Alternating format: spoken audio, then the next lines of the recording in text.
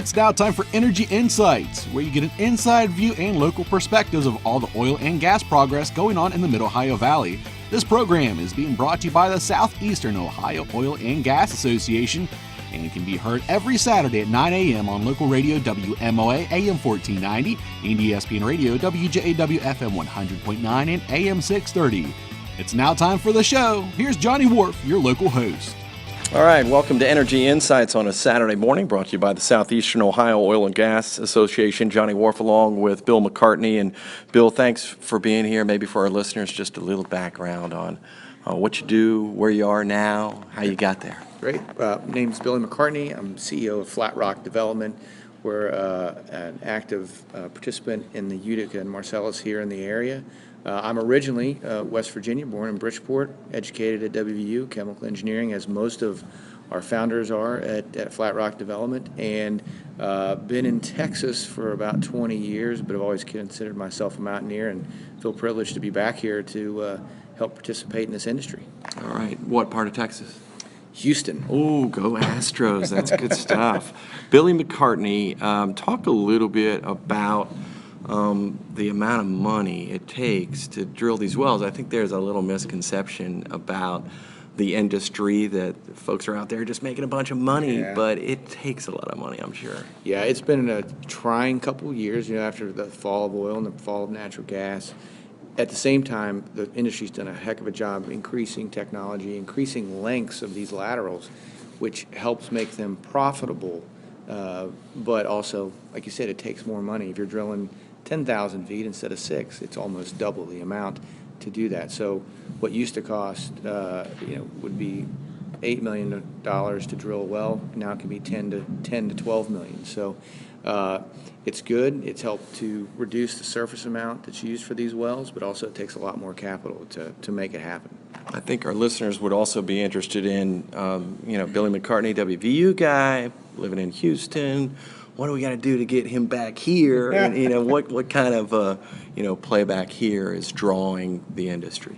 Yeah, well, I've always been in energy in my whole career, not in the upstream side, but in the supply and demand and the trading side. And really, I'd say for the people here locally, it's a long-term game. It's each well is immediate impact, but to increase demand on the downstream side is a long-term game. We've seen announcements from the state of West Virginia with China.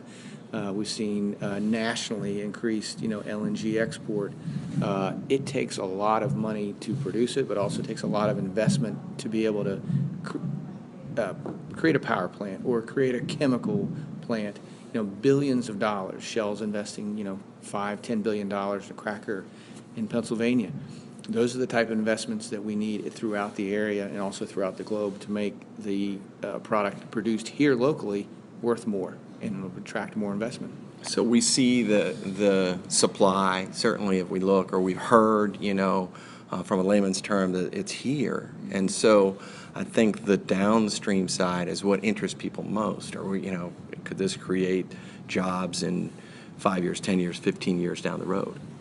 Yeah, and I think that's where you've seen with Shale Crescent in the area, with the state of West Virginia, Ohio, really to focus on that, to highlight the amount of resource that's here, the labor force that's here, and the investment that is possible by these industries with a stable supply that the industry can provide for them for decades. And I think that's where I talk about it's a long-term game, and everybody thinks about it in that fashion rather than the immediate,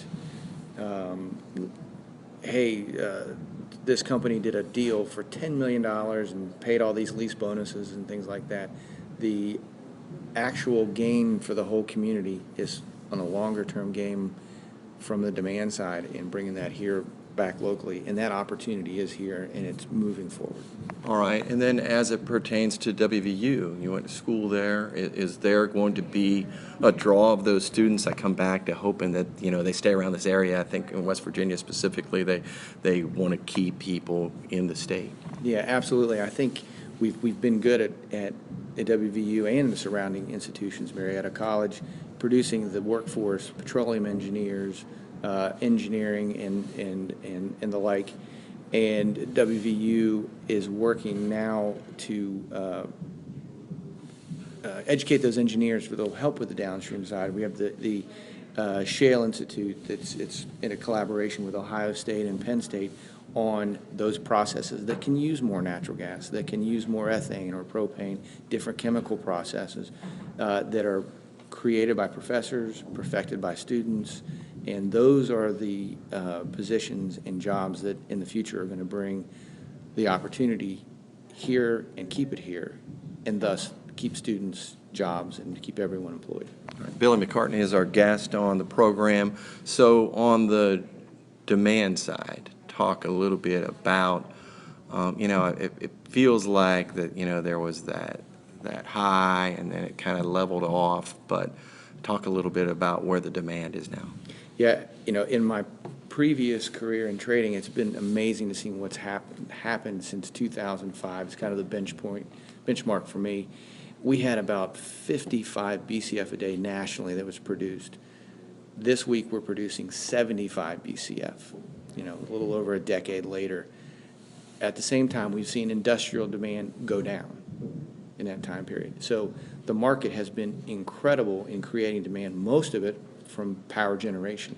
And now we're adding on our ability to power the rest of the world through LNG export.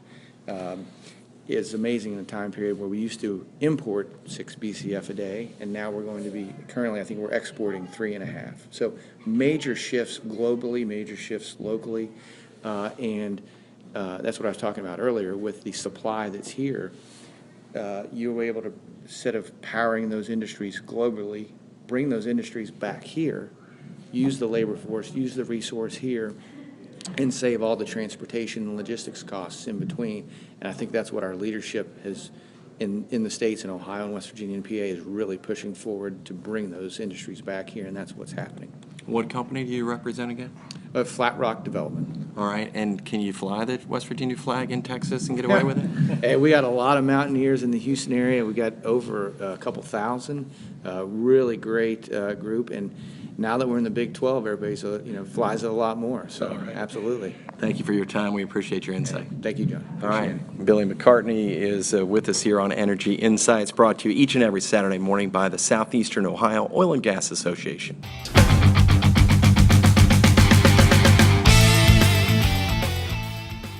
Thank you for listening to Energy Insights, brought to you by the Southeastern Ohio Oil and Gas Association. Tune in every Saturday at 9 a.m. on WMOA and ESPN Radio WJAW as Johnny Wolf brings you your local and inside perspectives of the oil and gas progress going on in the Mid-Ohio Valley.